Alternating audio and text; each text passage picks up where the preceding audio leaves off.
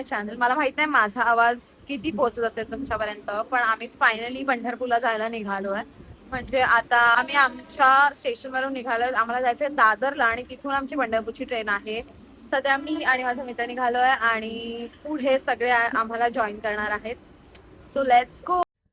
सगळेच आम्ही वेस्टर्न लाईनचे असल्यामुळे सगळे एका एका स्टेशनला भेटत होते आणि ट्रेन लेट होती त्यामुळे आम्ही सगळे थांबलेलो खूप वेळ. आणि हा जो मुलगा आहे हा फक्त आम्हाला खाऊ द्यायला आलेला.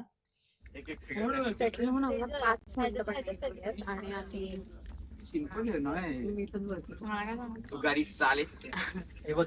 असलं काहीतरी बोललं असतं मला म्यूट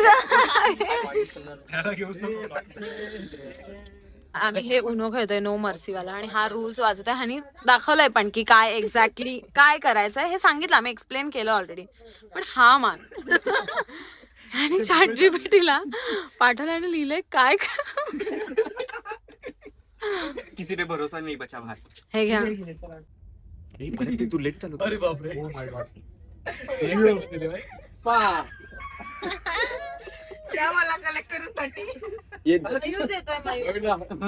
रंगीली.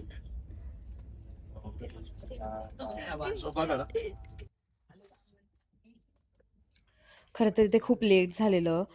12:30-1 वाजलेले आणि आम्हाला कळलं की घरून आम्हाला खायला दिलंय.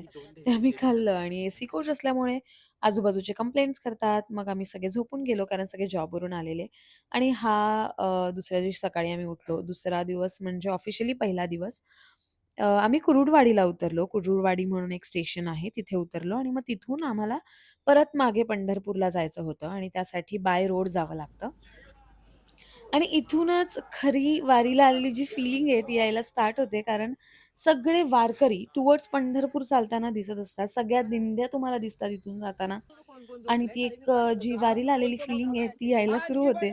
हे जे काय चालू आहे ना याबद्दल मी नाहीच बोललेलं चांगलं. कारण मला असं वाटतं वारी दरम्यान पंढरपूरमध्ये काय काय होतं याचा एक व्हिडिओ वेगळाच बनवला पाहिजे.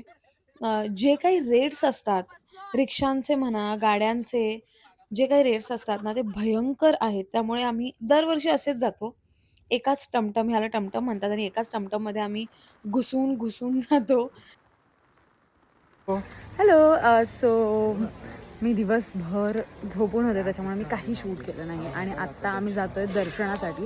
ह्या वर्षी आम्ही करणार आहोत चरण दर्शन आणि त्यामुळे आम्हाला आत्ता जावं लागेल. सो आम्ही थोडंफार काहीतरी खाऊ आणि मग निघू.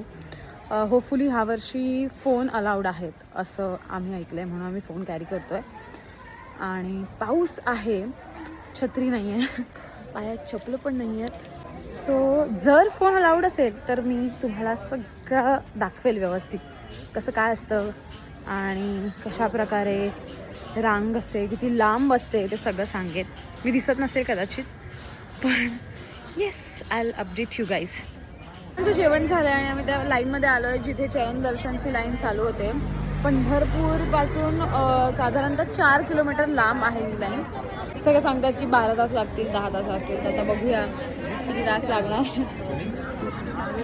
आणि आम्ही खरं तर असं घाबरत होतो लाईन बघून, पण नंतर आम्हाला कळलं की इथे सगळे आजूबाजूची लोक आहेत आमच्यापेक्षा. म्हणजे मला असं वाटतं साधारणतः 70 वर्षाच्या आजी अजून दाखवेन.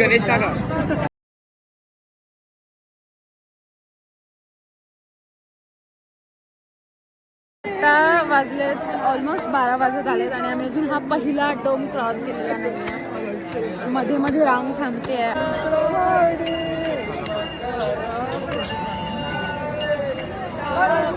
हाय बोला, माझा ब्लॉग आहे. हाय बोला. हाय. दर्शनाला 9 वाजता स्टार्ट केलेलं आणि हा जो डोम आहे अख्खा म्हणजे तो कम्प्लीट करायला आम्हाला आता 2 वाजलेत. ओके, असे अजून 14 डोम आहेत जे आम्हाला कम्प्लीट करायचे आहेत दर्शनासाठी. डिफिकल्ट, पण आता बघू काय होत आहे. अपडेट तर करत राहील. खरं तर खूप थकायला झालेलं पण माझं लक्ष सतत आजूबाजूच्या लोकांकडे जात होतं, विशेषतः या आजी आजोबांकडे. इतक्या वयातही ते तासन तास रांगेत उभे होते. कोणाच्या हातात काठी होती, कोणाच्या गुडघ्याला पट्टी होती, कोणाला चालताना त्रास होत होता, पण त्यांच्या चेहऱ्यावर तक्रार नव्हती. मी हाच विचार करत होते, एवढा प्रवास, एवढा त्रास, तरी हे सगळं ते कसं करतात? तेव्हा एक गोष्ट जाणवली. त्याने पुढे चालवत होती ती त्यांची ताकद, म्हणजे त्यांची श्रद्धा होती. हॅलो मंडळी. 11:30 तास चरण दर्शनाच्या रांगेत उभं राहून झाल्यानंतर आता मी परत फ्रेश होऊन मुखदर्शनाच्या रांगेत उभे आहोत. कदाचित मी याच्यावर बोलू नाही शकणार, कारण नाही राहू शकलो उभे. 11:30 तास, 12 तास आम्ही रांगेत उभे होतो, पण नाही जमलं. कदाचित आम्ही तेवढे स्ट्रॉंग नव्हतो. पण मी जेवढी चालले तेवढी ह्या सगळ्या आजी आजोबांना बघून तेवढी हिंमत आली माझ्यात, पण मी नाही करू शकले. मे बी पुढच्या वर्षी होईल. पण माझ्या भावाने दर्शन घेतलं आणि हा एक्सपिरियन्स ऐकून मला खूप भरून आलं. विठ्ठलाचा राईट पाय ना झिजलेला आहे. त्याचा लेफ्ट पाय ना तो आहे नीट, म्हणजे जास्त नाही झिजलेला नाही. असं हात लावताना असं फील होत होते. टोका बिका लावून पद्धतशीर. तिथे बाई होती ना, ती जास्त असं उचललं ना तिने. मस्त आरामात पाय मस्त, म्हणजे जाईपर्यंत बघितलं, पाय पडले. नंतर तिथे गेल्यानंतर पटकन व्यवस्थित असे हात लावले, डोकं टेकवलं, आरामात बघितलं आणि मग रिटर्न, मग रिव्हर्सच घेतलं मी. असं असं असं बघत बघत रिव्हर्स घेतलं. बाहेर येऊन परत एकदा बघितलं.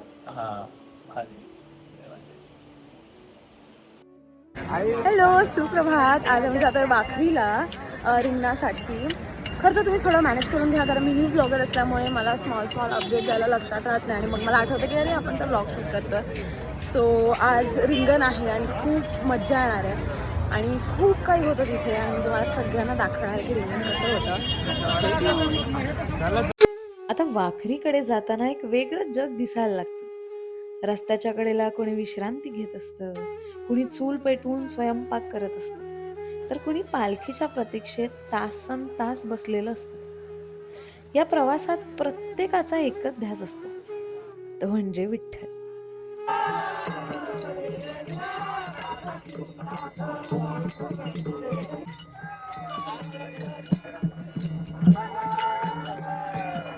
मला अजून एक गोष्ट आवडते वारीबद्दल, ते म्हणजे तुम्ही रिंगणाला जाताना तुम्हाला हे खायला मिळतं, पिठलं भात आणि झुणका.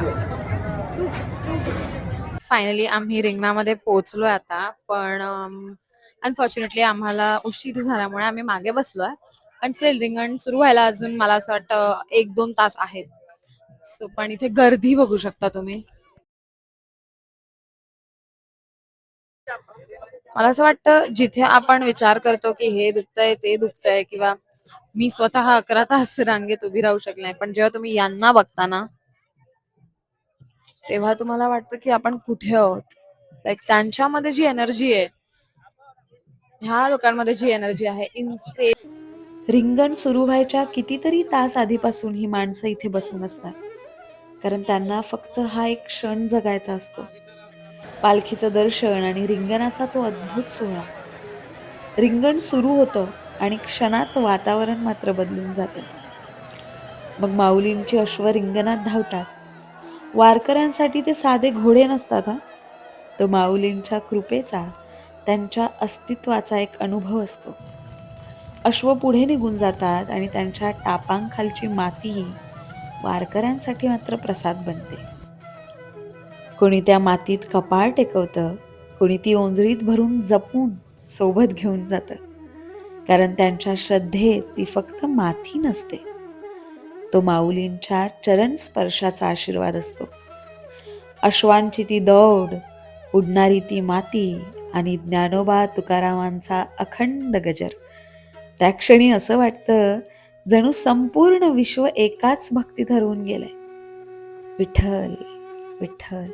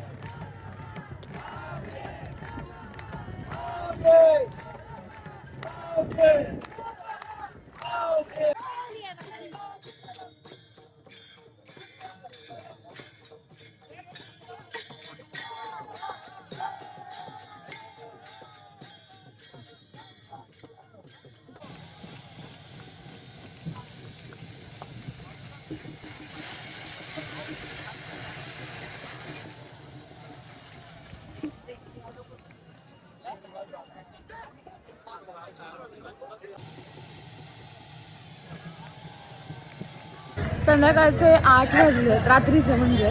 आणि आता मी परत चाललो आहे पंढरपूरला. रिंगण संपलं आहे. मजा आली, पण ह्यावर्षी लेट झालं. दरवर्षी खूप लवकर होतं, लाईक 4-4:30पर्यंत होतंच. पण ह्यावर्षी काय माहीत काय रिझन होतं, लेट झालं. त्यामुळे खेळ खेळायला नाही मिळाले. जसं छोटे छोटे रिंगणमध्ये खेळ खेळले जातात, भजन केलं जातं किंवा फुगडी घातली जाते, तशी मज्जा करायला मिळाली नाही. पण ओव्हरऑल एक्सपिरियन्स खूप छान होता दरवर्षीप्रमाणेच. ह्यावर्षी गर्दी खूप होती. खरं तर खूप म्हणजे खूप गर्दी होती. आत्ता आम्ही परत पंढरपूरला जातो आहे, तर अजून 2.5 तास आम्हाला चालायचं आहे. ऑलरेडी थकलो आहे आम्ही, पण ठीक आहे. ह्या सगळ्यासाठी असं थकवा जाणवत नाही जेव्हा इतकं सगळं आपण एक्सपिरियन्स करतो आणि खूप छान गोष्टी असतात. म्हणजे असं वाटतं की हे सगळं वर्थ आहे. एवढं तर करूच शकतो आपण वर्षातून एकदा. आम्ही पंढरपूरमध्ये पोचल्यानंतर पहिलं जेवायला गेलो आणि मी दमलेली, रेकॉर्ड नाही केलं ॲज युजल, तर तेच एक्सप्लेन करते, ऐका. तो पहिला ब्लॉग आहे. आपण असं समजूया की हा ट्रायल ब्लॉग आहे आणि मग मी रँडम क्लिप्स टाकेन, कारण नाही जमत आहे मला. ॲक्च्युली मला आठवत नाही आहे, सारखं फोन घेऊन आपलं काहीतरी रेकॉर्ड करायचं हे मला लक्षात नाही राहते. त्यामुळे मग मी कुठेतरी जाते आणि मग मला कोणतरी आठवण देतं, अगं तू ब्लॉग नाही शूट केलास, म्हणून मग ते राहून जातं. सो तुम्ही समजून घ्या, मी आता हे प्रॅक्टिस चालू आहे माझं. मग जेव्हा माझी प्रॅक्टिस होऊन जाईल तर ऑफकोर्स मी कंटिन्यू रेकॉर्ड करेन. असं मध्ये आम्ही चाललो आहोत इस्कॉनला. आम्ही दरवर्षी शेवटचा दिवसच ठेवतो इस्कॉन वगैरेला जायला. आज आम्ही प्रसाद घेणार, इस्कॉनला जाणार, चंद्रभागेच्या काठी जाणार आणि मग संध्याकाळी आम्ही इथून 6ला निघू. तर आमची रात्रीची ट्रेन आहे, पण जाताना इथून खूप ट्रॅफिक असतं कारण सगळेच परतीचा प्रवास करत असतात. आणि मग आम्ही संध्याकाळी निघणार. पाऊस नाही आहे, पण छान आहे वातावरण. खरं तर दरवर्षी शेवटचा दिवस हा इस्कॉनला जाण्यासाठी असतो आणि आम्ही चंद्रभागेला जातो. खरं तर इस्कॉनला जायचं असेल तर आधी चंद्रभागा होडीने पार करावी लागते आणि खरं सांगायचं तर हा जो छोटासा प्रवास आहे ना, तोही सुंदर वाटतो. इस्कॉनमध्ये पोचल्यानंतर तिथेही भक्तीचा तोच उत्साह, नामस्मरण, टाळ मृदुंग आणि फुगडी खेळली जाते.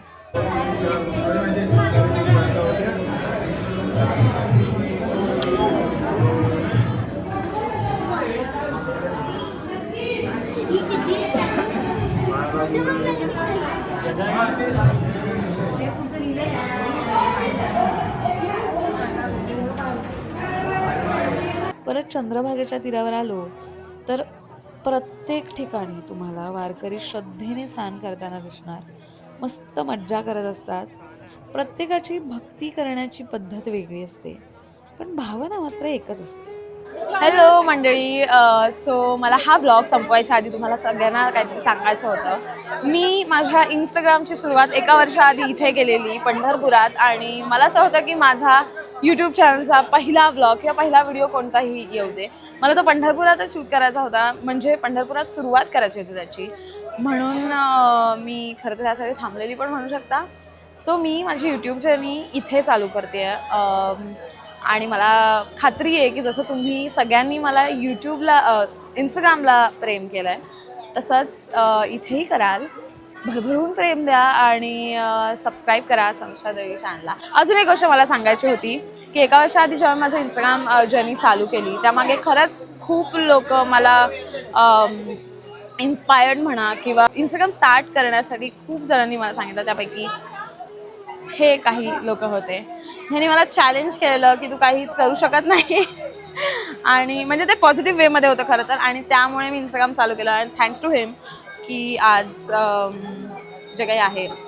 So thank you so much.